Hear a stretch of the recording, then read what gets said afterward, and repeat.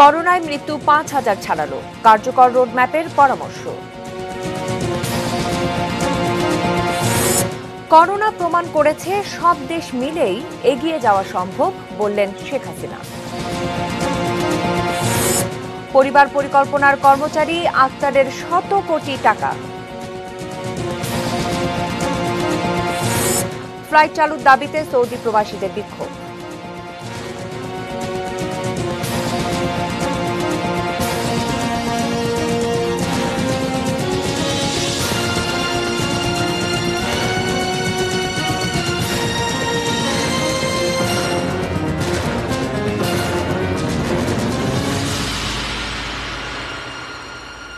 দেখছেন ATN news. ৬টা news আওয়ারে আপনাদের সঙ্গে রয়েছি আমি শ্রাবণী জলি। শুনছিলেন সংবাদ শিরোনামগুলো।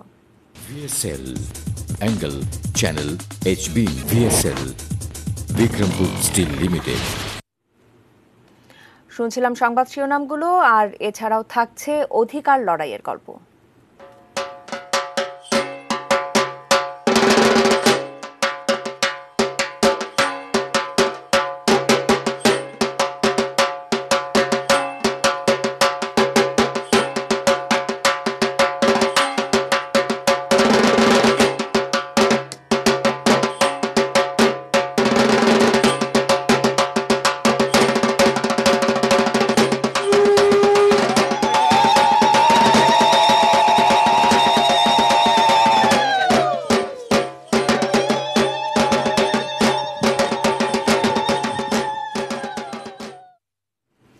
অধিকার লড়াইয়ের গল্প জানতে আমাদের সঙ্গেই থাকুন। এবার জানিয়ে দেব বিস্তারিত। করোনায় সারা দেশে আরও ২৮ জনের মৃত্যু হয়েছে। এই নিয়ে করোনায় মৃতের সংখ্যা বেড়ে দাঁড়ালো ৫,০০৭ জনে। মঙ্গলবার স্বাস্থ্য অধিদপ্তরের সংবাদ বিজ্ঞপ্তিতে এই তথ্য জানানো হয়। অধিদপ্তরের তথ্য অনুযায়ী এই পর্যন্ত ১৮,৪৮,৪৮৭ জনের নমুনা পরীক্ষা করা হয়েছে। তাদের মধ্যে করোনা শনাক্ত হয়েছে ৩,৫২,১৭৮ জনের। গত ২৪ ঘণ্টায় ১০২টি ল্যাবে পিসিআর টেস্টে নতুন করে শনাক্ত ১,৫৫৭ জন। এই সময় সুস্থ হয়েছেন ২,০৭৩ জন। আর এই নিয়ে মোট সুস্থের সংখ্যা ২,৬০,৭৯০ জন। দ্বিতীয় দফার করোনা সংক্রমণ ঝুঁকিতে রয়েছে বাংলাদেশ।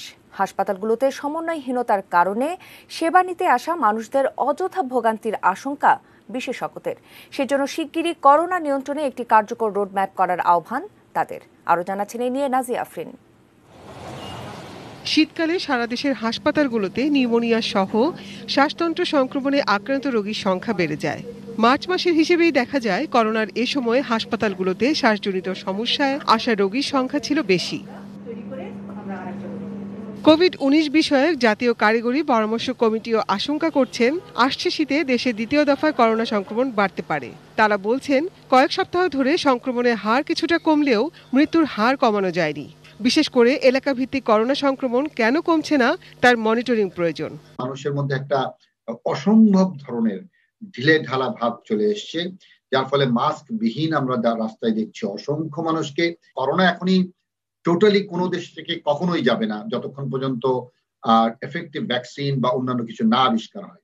তার মানে আমরা যদি নিয়ন্ত্রণের মধ্যে রাখতে পারি বাংলাদেশে, সেটাই আমাদের অর্জন বলে মনে করতে হবে। শীতকালটা ওই ইউরোপিয়ান দেশগুলোতেও ইত্যাদিতে ওইসব জায়গাতেও বলা হচ্ছে যে ওদের ওখানে ফ্লু অনেক পরিমাণে হয়, আমাদের এখানেও সর্দি কাশি জ্বর বেশি হয়। সেই জন্য আমরাও মনে করছি যে ওই সময়ে আমাদেরও সংক্রমণটা বেশি হবে। কোভিড-১৯ চিকিৎসায় স্থাপিত বিশেষায়িত হাসপাতালগুলো এখনই বন্ধ করে দেওয়ার পক্ষে নন পরামর্শ কমিটির সদস্যরা, বরং বিশেষায়িত হাসপাতালগুলো সেই সুবিধাগুলো রেখে দেওয়া এবং সব হাসপাতালেই করোনা চিকিৎসা দেওয়ার পরামর্শ তাদের। কোনো হাসপাতালে এখন বন্ধ না করে এটাকে সংকুচিত করা হোক, যাতে প্রয়োজন মতো আমরা এটা আবার ব্যবহার করতে পারি। কোভিড, নন কোভিড সব চিকিৎসা একই হাসপাতালে যেটা বর্তমানে বিদ্যমান, এটা অবশ্যই চালু থাকতে হবে। না হলে আবারও ওই দেখা যাবে যে কে কোভিড আর কে কোভিড না, এই ঠেলাঠেলিতে রোগী মাঝখানে রাস্তায় পড়ে খারাপ হয়ে যাবে অথবা মৃত্যুবরণ করবে। এখন যদি দেখা যায় যে অক্টোবরের শেষের দিক থেকে আবার প্রচুর পরিমাণে রোগী আসতে শুরু করছে এবং আমাদেরকে আবার এদেরকে ভর্তি করতে হবে, ভালো মতো একটা পরিকল্পনা করলেই আমরা কিন্তু ওই সেকেন্ড ওয়েভের যে সমস্যাটা আমরা মোকাবেলা করতে পারবো। পরামর্শ কমিটি বলছে করোনা টিকা পেতে আরো কিছুটা সময় অপেক্ষা করতে হবে, তাই স্বাস্থ্যবিধি মেনে চলার কোনো বিকল্প নেই। আর জনসাধারণের দোরগোড়ায় এই ধারণা পৌঁছে দিতে এখনো ব্যর্থ স্বাস্থ্য প্রশাসন। মাস্ক ভ্যাকসিনের চেয়ে বেশি কার্যকর, এটা জনস্বাস্থ্য বিশেষজ্ঞ সারা পৃথিবী যারা এক্সপার্ট তারাই বলছে। এই জন্যে আমাদের জন্য সবচেয়ে এখন বড় প্রয়োজন হলো স্বাস্থ্যবিধি মেনে চলা। Nazia Afrin, ATN news, Dhaka. Corona মহামারী প্রমাণ করেছে সবাইকে নিয়ে সামনে এগিয়ে যাওয়ার একমাত্র পথ। সেই সাথে অন্য যে কোনো সময়ের চাইতে উন্নত ও উন্নয়নশীল দেশগুলোর এই মুহূর্তে জাতিসংঘকে বেশি প্রয়োজন। জাতিসংঘের ৭৫তম প্রতিষ্ঠা বার্ষিকী উপলক্ষে দেওয়া ভাষণে এসব কথা বলেছেন প্রধানমন্ত্রী শেখ হাসিনা। করোনা থাবায় এবার জাতিসংঘের প্রতিষ্ঠা বার্ষিকীর বেশিরভাগ অনুষ্ঠান হচ্ছে এমন ভার্চুয়ালি। মঙ্গলবার বাংলাদেশ সময় ভোর ৪টায় প্রধানমন্ত্রী শেখ হাসিনার ধারণকৃত এই ভাষণে জাতিসংঘের শান্তিরক্ষা মিশনে বাংলাদেশের ভূমিকা তুলে ধরেন। তিনি বলেন, বর্তমানে শান্তিরক্ষা মিশনে সেনা ও পুলিশ সদস্য মোতায়েনে শীর্ষ অবস্থানে রয়েছে বাংলাদেশ। তিনি আরও বলেন, করোনা মহামারী সহ বর্তমান সময়ের নানা সংকট ভীষণ ২০৩০ অর্জনকে আরও বেশি চ্যালেঞ্জিং করে তুলেছে।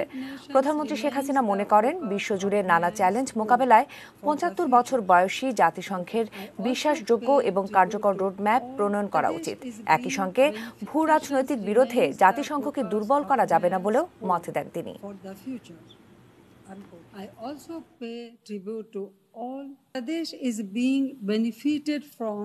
The pandemic has shown that both developed and developing nations need the UN more than ever. It has shown us that multilateralism is the way forward. Corona মহামারীর কারণে এবার জাতিসংঘের ৭৫তম প্রতিষ্ঠা বার্ষিকী ও সাধারণ অধিবেশন ভার্চুয়ালি অনুষ্ঠিত হবে। সদস্য ও পর্যবেক্ষক দেশগুলোর নেতাদের রেকর্ডকৃত ভাষণ সম্প্রচারিত হচ্ছে। এবারের অধিবেশনে অংশ নেননি মার্কিন প্রেসিডেন্ট ট্রাম্প। তবে চীন, জার্মানি, ফ্রান্স সহ নিরাপত্তা পরিষদের সদস্য দেশগুলোর রাষ্ট্রপ্রধানরা রেকর্ডের বক্তব্য দেন। তাদের ভাষণে উঠে এসেছে যুক্তরাষ্ট্রের সমালোচনা। দ্বিতীয় বিশ্বযুদ্ধের পর ১৯৪৫ সালের ২৪ সেপ্টেম্বর প্রতিষ্ঠিত হয় জাতিসংঘ।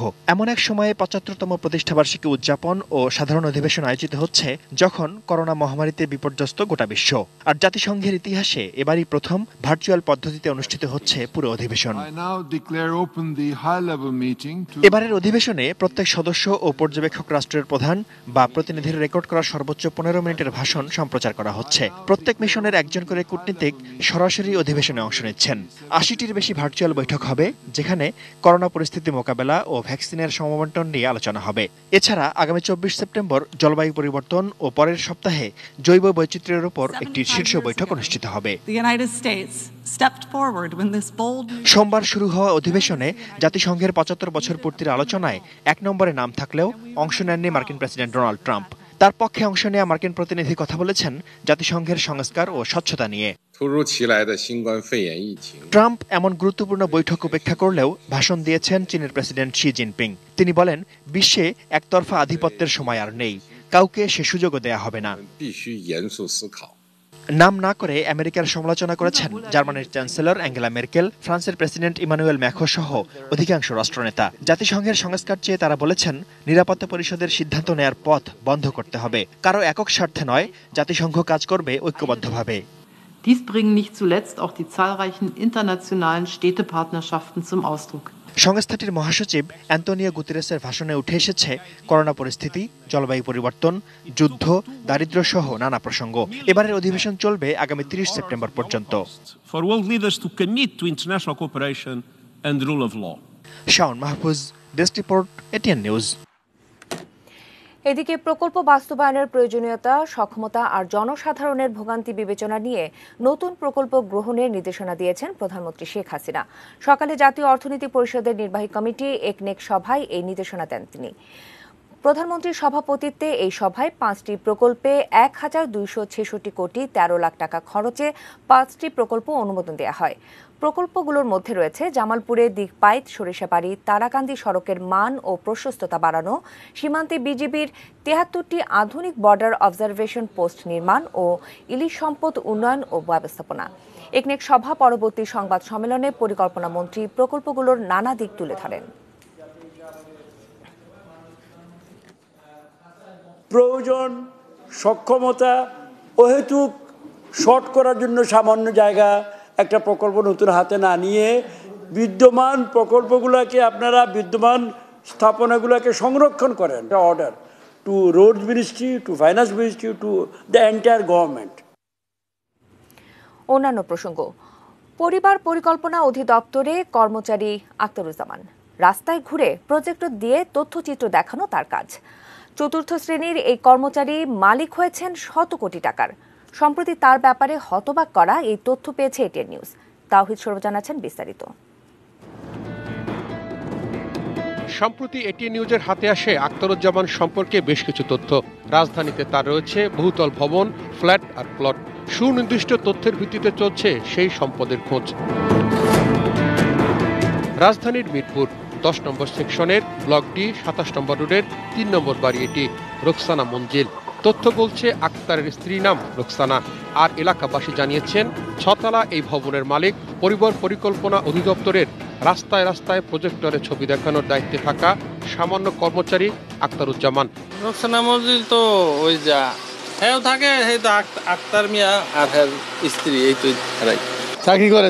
কিছু চাকরি করে পরিবার পরিকল্পনা করে। এর ঠিক 3টি গলির আগে ডি ব্লকের 31 নম্বর রোড, 11 নম্বর বাড়ি মোল্লা প্লেস।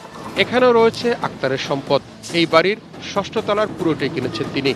এইটাই 106 তলা, ওই আক্তার ভাইয়ের আর কি। আক্তার ভাই কি করে বলে চাকরি করে বলে নাকি ওই অফিসে বলে কোন জায়গায়। এখানে শেষ নয়, মিরপুরে খোঁজ পাওয়া গেছে তার আরো অনেক সম্পদের। এখানকার এভিনিউ 5-এ আব্বাসউদ্দিন স্কুল সংলগ্ন এলাকায় প্লট রয়েছে 2 কাঠার। সেনপাড়া ওয়ার্ড নম্বর 3 পল্লবীতে কিনেছেন আরো 2 কাঠার প্লট। রাজধানীর বাড্ডা সুবস্তু টাওয়ারে ছেলে আসিফের নামে কিনেছেন আরো একটি দোকান। শালিকার নামে করেছেন গাড়ি। তবে সবকিছুই বৈধ পথে উপার্জন বলছেন আখতারুজ্জামান।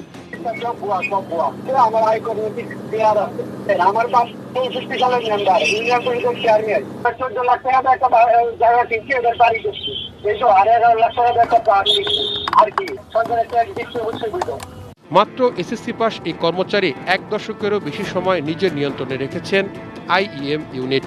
তার এমন কর্মকাণ্ড ছিল পরিবার পরিকল্পনা অফিসে রীতিমতো স্বাভাবিক ঘটনায়। সবাই আফতারি কথাই চলতো। এইখানে হলো সমস্ত ইউনিটের চাইতে এই ইউনিটটা হলো বরাদ্দ বেশি। 2 সাইডে বাসে 2 সাইডে স্টিকার লাগাইয়া ছবি টবি তুলে দেখাই দিয়েছে যে স্টিকার লাগানো হয়ে গেছে। এভাবে মনে করেন টাকাটা জায়েজ করছে। সারা বাংলাদেশে পরিবার পরিকল্পনার উপরে বিলবোর্ড করা হইতো। সেই প্রতিটা থানায় প্রত্যন্ত অঞ্চলে এই বিলবোর্ড লাগানো হইতো। মনে করেন কোটি কোটি টাকার এটা কাজ ছিল। টেন্ডারে দেখাইতো যে কত কোটি টাকার বিলবোর্ড স্থাপন করা হয়েছে, কিন্তু আসলে কিচ্ছু না। এইভাবে সে টাকাগুলো তার আত্মসাৎ করছে। ট্রান্সপারেন্সি ইন্টারন্যাশনাল বাংলাদেশ টিএবি বলছে এ ধরনের ব্যক্তিদের সাথে আরো অনেকে জড়িত থাকেন। তার সাথে বিভিন্ন পর্যায়ের অধিদপ্তরের বিভিন্ন পর্যায়ের কর্মকর্তা কর্মচারী বৃন্দ এবং উচ্চ পর্যায়ের যারা সিদ্ধান্ত গ্রহণ প্রক্রিয়া, বিশেষ করে ঠিকাদারি বিষয়ে সিদ্ধান্ত গ্রহণ প্রক্রিয়ার সাথে জড়িত, তাদের যোগসাজশের সমূহ সম্ভাবনা রয়েছে। তাওহিদ সৌরভ, এটিএন নিউজ, ঢাকা।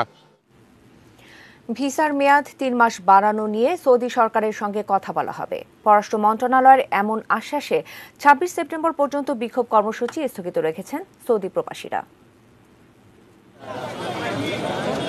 30 সেপ্টেম্বরের আগে সৌদি আরব যাওয়ার টিকিট পেতে মঙ্গলবার সকালে রাজধানীর সোনারগাঁ হোটেলে অবস্থিত সৌদি এয়ারলাইন্সের অফিসের সামনে বিক্ষোভ করেন কয়েক হাজার সৌদি প্রবাসী। তাদের দাবি, এই সময়ের মধ্যে সৌদি আরবে যেতে না পারলে চাকরি হারাবেন লাখখানেক প্রবাসী। 17 তারিখ, 20 তারিখ, 21 তারিখে যে ফ্লাইটগুলো চলে যাইতো, তাহলে মানুষগুলো এত মানুষ এখানে জাম হইতো না। এখানে 90% প্রবাসীদের 30 তারিখ ম্যাচ শেষ হয়ে যাবে ভিসার, আর 10% থাকতে পারে, তাও অক্টোবরে শেষ হয়ে যাবে। আমাদের ছুটির মেয়াদ আছে 30 তারিখ পর্যন্ত। আমরা এখানে যত মানুষ আছি সবাই নিরহ। এখন আমাদের এভাবে আটকে এলে আমরা কিভাবে যাব? 30 তারিখের পর আমরা অবৈধ হয়ে যাব। তো 30 তারিখের আগে আমাদের যেভাবে হোক আমরা যাইতে চাই। দ্বিতীয় দিনের মতো তাদের এই বিক্ষোভে যান চলাচল বন্ধ হয়ে যায় বেশ কয়েকটি সড়কে। পুলিশের অনুরোধে পরে যান চলাচল শুরু হয়। এ সময় তাদের দাবি নিয়ে পররাষ্ট্র মন্ত্রণালয়ে যেতে অনুরোধ করে পুলিশ। এই জায়গায় স্টে করার কোনো দরকার নেই তাদের। তারা এই যে সংশ্লিষ্ট মন্ত্রণালয়, বিশেষ করে পররাষ্ট্র মন্ত্রণালয় গিয়ে তারা তাদের যে দাবি দেওয়া, এই দাবি দেওয়াগুলো এস্টাবলিশ করবেন, যাতে তারা নির্বিঘ্নে সৌদি আরবে গিয়ে তাদের জীবিকা নির্বাহ করতে পারেন। পররাষ্ট্র মন্ত্রণালয়ে গিয়ে প্রবাসীদের একটি প্রতিনিধি দল একজন অতিরিক্ত সচিবের কাছে তাদের 7 দফা দাবি তুলে ধরেন। এ সময় তাদের ভিসার মেয়াদ বাড়ানো নিয়ে সৌদি আরবের সঙ্গে ইতোমধ্যেই কথা হয়েছে বলে জানানো হয় মন্ত্রণালয়ের পক্ষ থেকে। সৌদির সাথে আমরা প্রপোজালটা পাঠিয়েছি, আমাদের মিশনের মাধ্যমে গেছে, কারণ আমরা জাস্ট এটা ওনাদের রেসপন্স ওয়েট করছে। ওনারা তো 30 তারিখ পর্যন্ত দিয়েছিল, এখন আবার ফার্দার বলছে যে আমাদের অনেকেই 30 তারিখের যে ভিসা শেষ হয়ে যাবে, অতএব এটাকে অন্তত 3 মাস আবার এটা বাড়ানো হোক, তা আমরা আশাবাদী। এমন আশ্বাসে ফিরে যান প্রবাসীরা। আমরা আগামী 26 তারিখ আমরা আবার সবাই একসাথে আন্দোলন করব, যে 26 তারিখ আগে যেন আমাদের ভিসা এবং আকামা রিনিউ হয়। Ferdous Rahman, ATN news, Dhaka. স্বাস্থ্য অধিদপ্তরের দুর্নীতি অনুসন্ধানে আরও অনেক আসবে বলে মনে করে দুর্নীতি দমন কমিশন দুদক। এরই মধ্যে যাদের ব্যাপারে দুর্নীতির প্রমাণ পাওয়া গেছে তাদের বিদেশ যাত্রায় নিষেধাজ্ঞা আসতে পারে, ফ্রিজ হতে পারে ব্যাংক অ্যাকাউন্টও। স্বাস্থ্য অধিদপ্তরের আলোচিত চরিত্রে সর্বশেষ যুক্ত হয়েছে ড্রাইভার আব্দুল মালেকের নাম। এর আগে চতুর্থ শ্রেণীর কর্মচারী আফজাল রুবিনা দম্পতির শত কোটি টাকার সম্পদ সহ নানাভাবে আলোচিত সমালোচিত হয়েছে দেশের স্বাস্থ্য খাত। বিশেষ করে করোনা মহামারীতে আরিফ সাবরিনা দম্পতির জেকেজি হাসপাতাল কেলেঙ্কারি, রিজেন্ট হাসপাতালে শাহেদ কাণ্ড আর মাস্ক পিপি ক্রয় অনিয়মে সমালোচনার মুখে পড়ে স্বাস্থ্য খাত। দুদক বলছে করোনাকালের এসব ঘটনার বাইরেও অনেক দুর্নীতিবাজের তথ্য রয়েছে তাদের কাছে। 45 জনের অনুসন্ধানের জন্য একটি অনুসন্ধান টিম গঠন করা হয়। এর মধ্যে থেকে ইতিমধ্যে 21 জনকে সম্পদ বিবরণী নোটিশ জারি করার জন্য নির্দেশ দেওয়া হয়েছে ওই তালিকা থেকে। কিন্তু ওই 21 জনের সাথে যেহেতু তাদের আত্মীয় স্বজন বা স্ত্রী জড়িত হয়েছে, তাদেরকে নোটিশ দেওয়া হয়েছে। সেই হিসাবে মোট 43 জনকে নোটিশ দেওয়া হয়েছে। এইগুলো করতে গিয়ে হয়তো আরও অনেকেরই নাম আসতে পারে, সেগুলো ইনক্লুড করা হচ্ছে। এরই মধ্যে কমিটি করে আলাদা নজরদারি চলছে স্বাস্থ্য খাতের ব্যাপারে। শক্তিশালী করা হচ্ছে দুদকের গোয়েন্দা ইউনিট। তা আমরা চেষ্টা করছি যে দুদকের গোয়েন্দা ইউনিটকে আরও শক্তিশালী করার জন্য এবং অন্যান্য দপ্তরের যে গোয়েন্দা ইউনিটগুলো আছে তাদের সাথে তথ্য বিনিময়ের মাধ্যমে তথ্য নিয়ে ব্যবস্থা গ্রহণ করার জন্য। স্বাস্থ্য অধিদপ্তরের 43 জনের অবৈধ সম্পদ অনুসন্ধান করছে দুদক। Towhid Sourav, ATN news, Dhaka. এবারে অধিকার লড়াইয়ের গল্প। ইতোমধ্যে আমরা জেনেই গেছি যে খুলনার বাটিয়াঘাটের গৌরীদাসী মামলায় উচ্চ আদালতের রায় পেয়েই স্বামীর ভিটায় গেছেন জানাতে। এও জেনেছি পুত্রহীনা এই বিধবাকে যে মেয়ের জামাই সহায়তা করেছেন তিনিও গত হয়েছেন। তাহলে কিভাবে শেষ হলো শুনুন মুন্নি শাহর কাছে।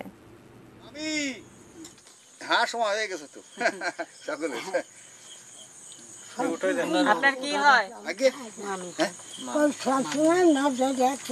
না না না, নজরে ক্যামেরার দিকে,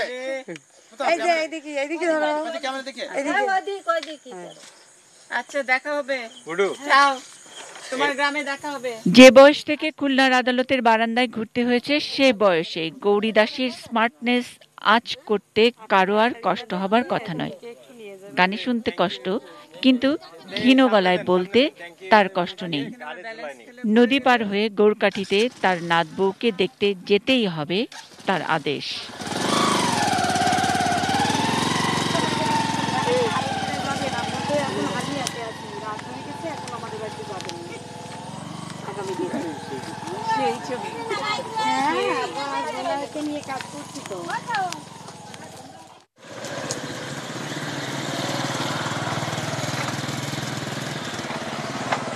ডাকব গৌরকাঠিতে নাতি উত্তম সর্দারের ভাঙা ঘরেই গৌরীর আরামের ঘুম, বৃদ্ধা মেয়ে গীতার আদর।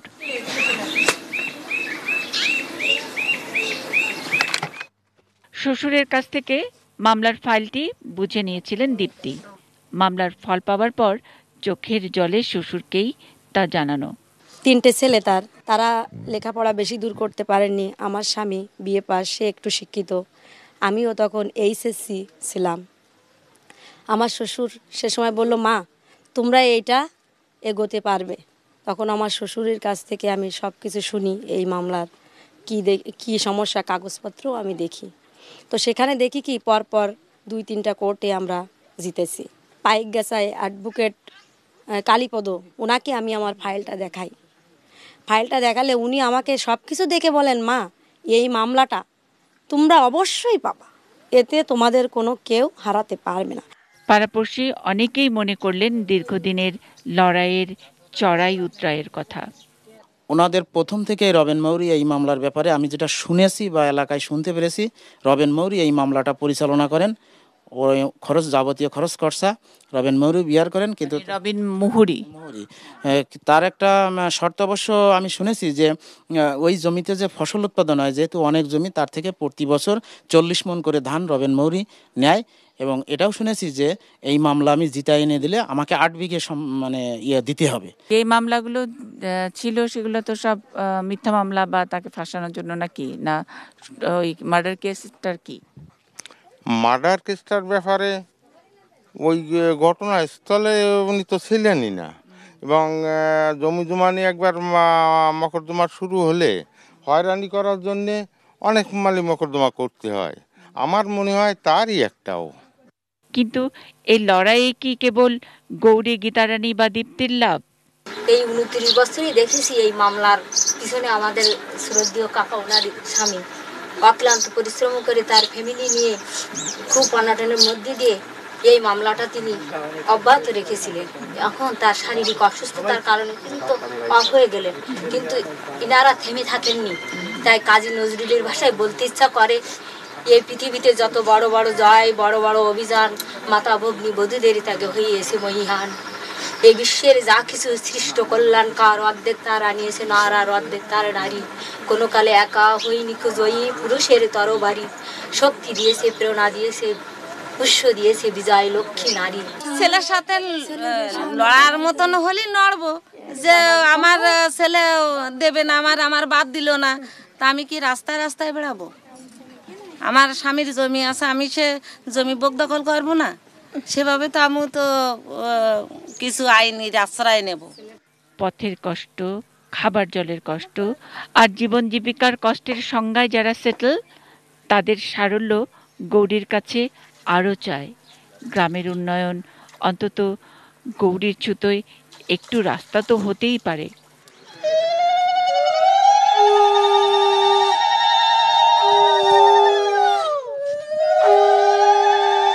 আর গৌরী তো দেবী দুর্গারই আরেক নাম। মুন্নি সাহা, এটিএন নিউজ, গৌরকাঠি, দাকোপ, খুলনা। গৌরী দাসীর মামলার এই রায়টি কেন যুগান্তকারী জানবেন আগামীকাল। চোখ রাখুন সারাদিন এটিএন নিউজে। এবারে সময় হলো বাজিত স্টিল বিরতির। ফিরে এসে আরোতে থাকছে।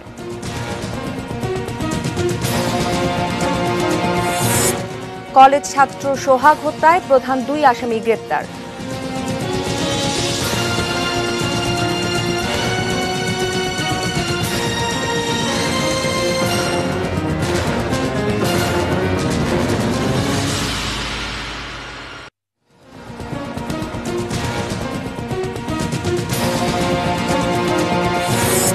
করোনায় মৃত্যু 5000 ছাড়ালো, কার্যকর রোডম্যাপের পরামর্শ। করোনা প্রমাণ করেছে সব দেশ মিলেই এগিয়ে যাওয়া সম্ভব, বললেন শেখ হাসিনা।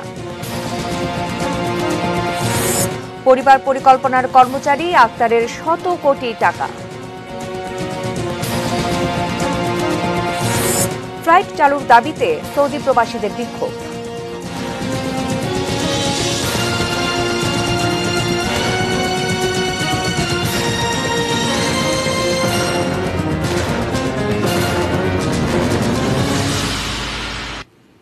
সংবাদ শিরোনামগুলো আরো একবার জানিয়ে আবারও আমন্ত্রণ জানাচ্ছি 6টা নিউজ আওয়ারে। জানাবো দেশের আরো কিছু খবর। আগামী বছর থেকেই নিরবচ্ছিন্ন পানি পাবেন চট্টগ্রামবাসী, এমন আশ্বাস দিয়েছেন চট্টগ্রাম ওয়াসার ব্যবস্থাপনা পরিচালক প্রকৌশলী AKM ফজলুল্লাহ। তিনি জানান, আগামী বছরে শেষ হবে চট্টগ্রাম নগরীতে ওয়াসার চলমান 4 প্রকল্পের কাজ। এটিএন নিউজ এবং ATN Bangla chairman doctor Mahfuzur রহমানের সঙ্গে এক সৌজন্য সাক্ষাতে এই তথ্য জানান তিনি। নগরবাসীর কল্যাণে ওয়াসাকে সব ধরনের সহযোগিতার আশ্বাস দেন ডক্টর মাহফুজুর রহমান। তথ্য ও ছবি পাঠিয়েছেন মনিরুল ইসলাম। জানবো ডেস্ক রিপোর্টে। চট্টগ্রাম নগরীতে বর্তমানে পানির চাহিদা 55 কোটি লিটার। জরুরি প্রয়োজন মেটাতে 30টি গভীর নলকূপ স্থাপন করে পানির উৎপাদন 21 কোটি লিটারে উন্নীত করেছে ওয়াসা। চলমান কর্ণফুলী পানি সরবরাহ প্রকল্প, Chittagong water supply improvement and sanitation প্রকল্প, কর্ণফুলী পানি সরবরাহ প্রকল্প ফেজ 2 এবং ভান্ডারজুরি পানি সরবরাহ প্রকল্প। এই 4 প্রকল্পের কাজ শেষ হলে ওয়াসার দৈনিক পানি সরবরাহ বাড়বে 43 কোটি লিটার। ওয়াসা জানাচ্ছে এরই মধ্যে কর্ণফুলী পানি সরবরাহ প্রকল্পের কাজ শেষের দিকে। প্রকল্পগুলো বাস্তবায়িত হলে 2022 সাল থেকে ভূগর্ভস্থ পানি নেওয়া বন্ধ করে পরিবেশের সুরক্ষা ফিরিয়ে আনতে গভীর নলকূপগুলো বন্ধ করে দেওয়া হবে। চট্টগ্রামই একমাত্র শহর হবে যেখানে কোনো রকম আন্ডারগ্রাউন্ড পানি এক্সট্রাকশন থাকবে না, যার ফলে পরিবেশের প্রভূত উন্নতি হবে। 56টা টিউবওয়েল বন্ধ করে দিচ্ছি এবং আমাদের আর 42টা টিউবওয়েল আছে। তো এই প্রেক্ষিতে পাবলিক প্রায় 50% টিউবওয়েল শহরে যে ছিল বন্ধ হয়ে গেছে। তো আগামীতে আপনারা 2022 সালের পরে চট্টগ্রামে কোনো টিউবওয়েল দেখবেন না, আপনারা ট্যাপ থেকে নিয়ে পানি খেতে পারবেন, এটাতে কোনো সমস্যা হবে না। ওয়াসার পানি বাড়ানো ও গ্রাহক হয়রানি বন্ধে স্মার্ট মিটার স্থাপনের কথা জানান বোর্ড পরিচালক। বিলিং সেকশনকে অটোমেশন করার জন্য 52তম বোর্ড সভায় এটা সর্বসম্মতভাবে অনুমোদিত হয়েছে। এই পাইলট প্রকল্প যদি বাস্তবায়ন হয়, এরপরে লার্জ স্কেলে প্রকল্পটা আসবে। এটা হওয়ার পরে গ্রাহক হয়রানি বলতে কোনো জিনিস চট্টগ্রাম ওয়াসায় থাকবে না। ওয়াসাকে সব ধরনের সহযোগিতার আশ্বাস দেন এটিএন নিউজ ও এটিএন বাংলার চেয়ারম্যান ডক্টর মাহফুজুর রহমান।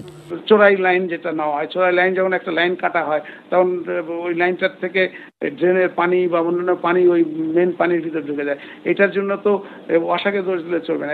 আমরা যদি এই জিনিসটাকে যদি না করি, নিজেরাই যদি এটাকে না প্রতিরোধ করি, যতই মডার্নাইজ করা হোক না কেন, যত মডার্ন পাইপ লাগানো হোক, যদি এরকম চোরাই লাইনগুলি যদি নিতে থাকে তাহলে তো ওয়াসার এইসব কর্মকাণ্ডের জন্য আমাদের মিডিয়ার যা সহযোগিতা দরকার, আমি সবসময় তাদের সঙ্গে সহযোগিতা করব এবং আগামীতে তাদের যে উন্নয়নমূলক কাজগুলি যেটা আমরা তুলে ধরার চেষ্টা করব।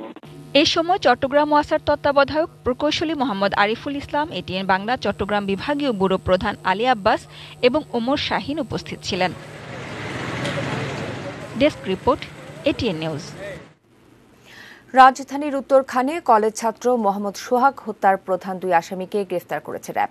গ্রেফতার দুজনই কিশোর গ্যাং দি বসের সদস্য। রাজধানীর কাউরান বাজার মিডিয়া সেন্টারে আয়োজিত সংবাদ সম্মেলনে এসব তথ্য জানায় র্যাব।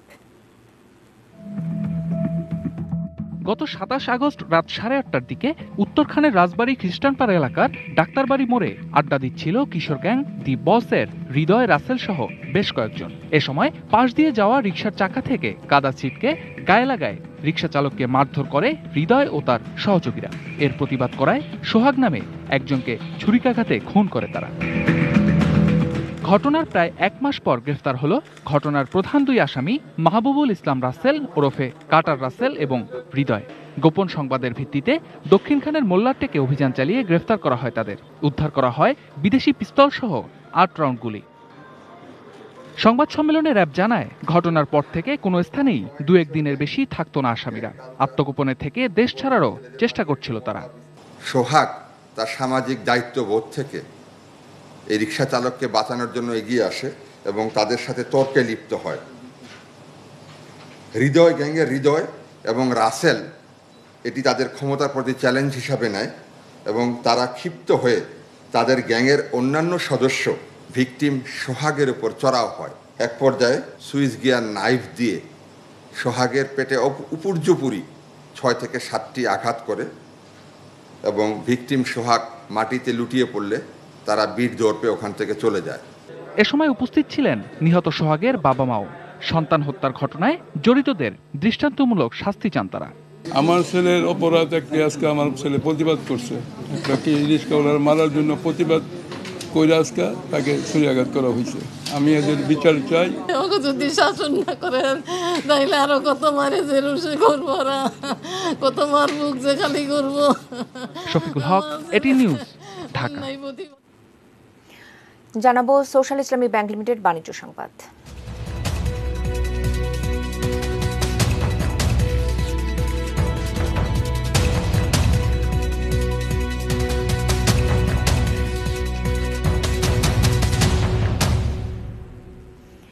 চুয়াডাঙ্গায় প্রথমবারের মতো হয়েছে বেগুনি ধানের বাণিজ্যিক চাষ। চুয়াডাঙ্গা সদর উপজেলার দোস্ত গ্রামের কৃষক সাদেক আলী ঝিনাইদহে এক আত্মীয়ের বাড়িতে বেড়াতে গিয়ে 27টি বীজ নিয়ে আসেন। 2 বছর চেষ্টার পর বেগুনি রঙের ধান ফলেছে তার ক্ষেতে। এ জাতের ধানের ফলন বেশ ভালো। বোরো ও আউশ 2 মৌসুমে চাষ করা যায়। ফলন ভালো, বিঘা প্রতি 20 থেকে 22 মণ ধান হয়। রঙিন ধান গাছের সৌন্দর্য দেখতে আসছেন নানা এলাকার মানুষ। আগামী মৌসুমে জেলায় যাতে এই ধানের আবাদ বাড়াতে চেষ্টা রয়েছে জেলা কৃষি দপ্তরেরও।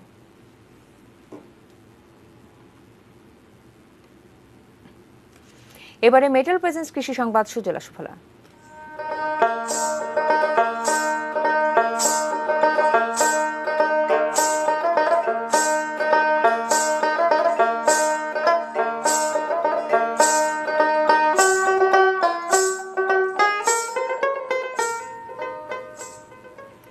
সাতক্ষীরার ভোমরা স্থল বন্দর দিয়ে ভারত থেকে গত 3 দিনে 925 মেট্রিক টন পেঁয়াজ আমদানি হয়েছে। এদিকে বেনাপোল বন্দর দিয়ে গত 3 দিনে প্রবেশ করেনি পেঁয়াজ বহনকারী কোনো ট্রাক। ভারত সরকার বন্দর এলাকায় আটকে থাকা পেঁয়াজ রপ্তানির নোটিশ জারি করলেও পেট্রাপোল বন্দরে আগের গেট পাস করা কোনো পেঁয়াজের গাড়ি নেই। এর আগে আসা পেঁয়াজের গাড়িগুলো বেনাপোল বন্দরে প্রবেশের অনুমতি না পাওয়ায় গত বৃহস্পতিবার ভারতে ফিরে যায়। ফলে দেশের অন্য বন্দরগুলো দিয়ে আগের এলসি করা পেঁয়াজের কিছু কিছু ট্রাক আমদানি করা গেলেও বেনাপোল দিয়ে আসেনি কোনো ট্রাকই। এদিকে সাতক্ষীরার ভোমরা স্থল বন্দর দিয়ে শনিবার 721, রোববার 108, সোমবার 96 টন ভারতীয় পেঁয়াজ ভারতের প্রবেশ করেছে। তবে এসব পেঁয়াজের বেশিরভাগই নষ্ট থাকায় ক্ষতির মুখে পড়েছেন ব্যবসায়ীরা।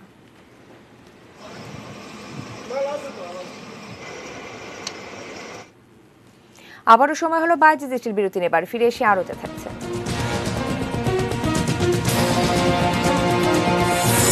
করোনা টিকার সমবন্টনে সম্মত বিশ্বের 156টি দেশ।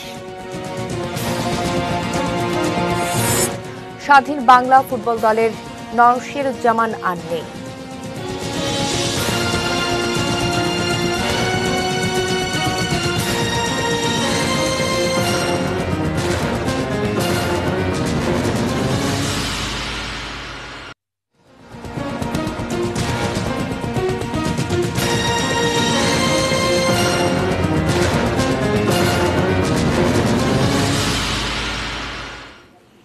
বিরতির পর আবারও ফিরে এলাম 6টার নিউজ আওয়ারে। আর ফিরে এসে এবারে জানাবো দেশের বাইরের খবর।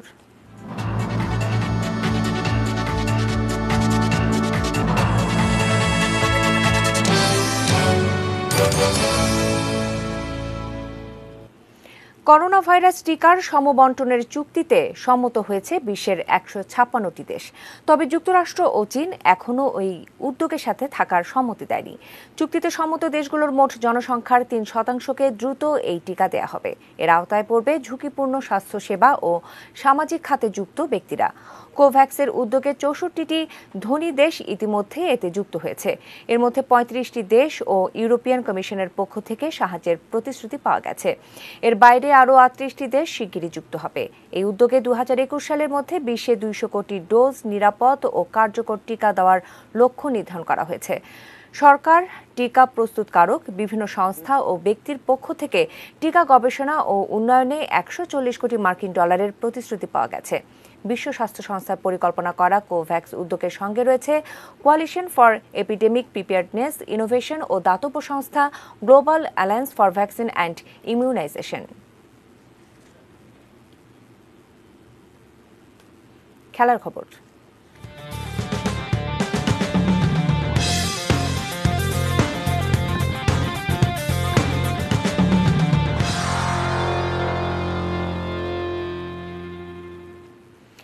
করোনা কেড়ে নিল স্বাধীন বাংলা ফুটবল দলের খ্যাতিমান খেলোয়াড় KN নওশিরুজ্জামানকে।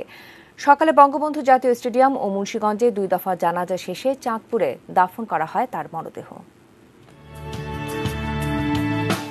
একসময় বঙ্গবন্ধু জাতীয় স্টেডিয়ামেই তার করা গোলে উল্লাসে ভেসেছে দর্শক। আজ সেই স্টেডিয়াম থেকেই তার চিরবিদায়। স্বাধীন বাংলা ফুটবল দলের সদস্য KN নওশিরুজ্জামানের জানাজায় শরিক হয়ে স্মৃতিচারণ করেন স্বাধীন বাংলা ফুটবল দলের আরেক সতীর্থ আব্দুস সাত্তার।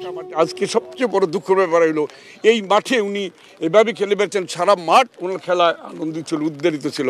আজকে এই মাঠের সামনে ওনার জানাজা হচ্ছে, এর চেয়ে দুঃখপূর্ণ ঘটনা কী হতে পারে বলেন?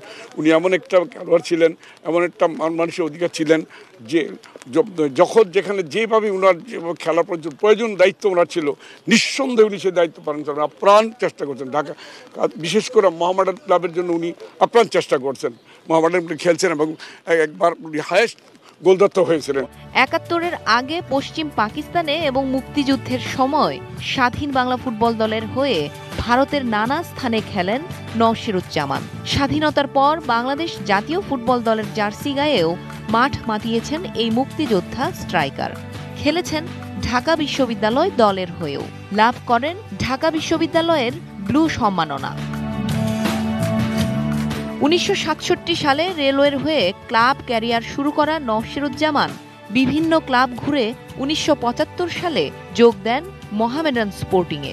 সে বছরই মোহামেডানকে চ্যাম্পিয়ন করার পথে ঘরোয়া লিগে সর্বোচ্চ ২১ গোলের রেকর্ড করেন তিনি। শুধু ফুটবলেই নয়, ক্রিকেট মাঠও দাপিয়ে বেড়ান তিনি। মোহামেডান, ভিক্টোরিয়া ও কলাবাগানের হয়ে ক্রিকেট খেলেছেন ১৭ বছর। ক্রীড়াঙ্গনে এত অবদানের পরেও জোটেনি জাতীয় ক্রীড়া পুরস্কার, সেই আক্ষেপই তার ভাইয়ের কণ্ঠে। নওশের ভাইয়ের এই ঘটনার পর থেকে অন্তত আমি আশা করব যে যারা ক্রীড়াঙ্গনে এরকম যোগ্য যারা আছেন তারাই যেন জাতীয় পুরস্কার বা রাষ্ট্রীয় স্বীকৃতি, যেটাই আমরা বলি না কেন, অযোগ্যদের আগে যেন তারা অবশ্যই পান সেটা। জেনিয়া চিশিম, এটিএন নিউজ, ঢাকা। স্বাধীন বাংলা ফুটবল দলের খ্যাতিমান এই খেলোয়াড়ের প্রতি শ্রদ্ধা জানিয়ে শেষ করব ৬টার নিউজ আওয়ার। তবে শিরোনামগুলো জানিয়ে দিচ্ছি আরও একবার।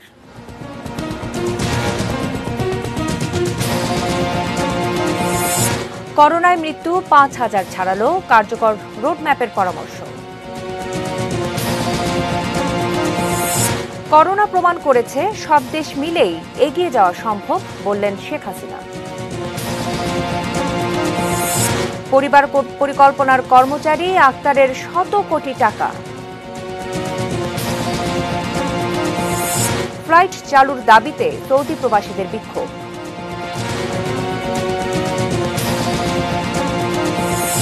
কলেজ ছাত্র সোহাগ হত্যায় প্রধান ২ আসামি গ্রেপ্তার। করোনার টিকার সমবণ্টনে সম্মত বিশ্বের ১৫৬টি দেশ। এবং স্বাধীন বাংলা ফুটবল দলের খেলোয়াড় নওশিরুজ্জামান আন্টি।